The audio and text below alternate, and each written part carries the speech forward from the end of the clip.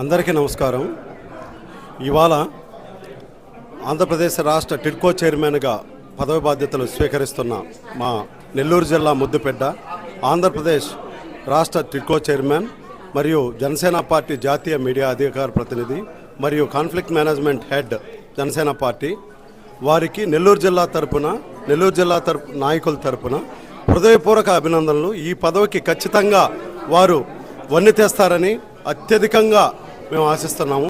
ఇవాళ జిల్లాలో జనసేన పార్టీ మెరుగ్గా ఉండడంతో పాటు గతంలో 9,000 పైచీలుకున్నటువంటి సభ్యత్వాలు ఈరోజు 36,000 సభ్యత్వాలు అవడంలో క్రియాశీలక పాత్రతో పాటు ప్రతి ఒక్క నాయకులను ఒక తాటిపైకి తెచ్చి ఎక్కడా సమస్య లేకుండా నెల్లూరు జిల్లాని అభివృద్ధి వైపు నడిపిస్తూ ప్రతి నాయకునికి ప్రతి చిన్న నాయకులకు కూడా అందుబాటులో ఉంటూ ఏ సమస్య ఉన్నా ప్రత్యేకంగా దాని మీద దృష్టి సారించి ప్రతి ఒక్కరికి న్యాయం చేస్తున్నారు.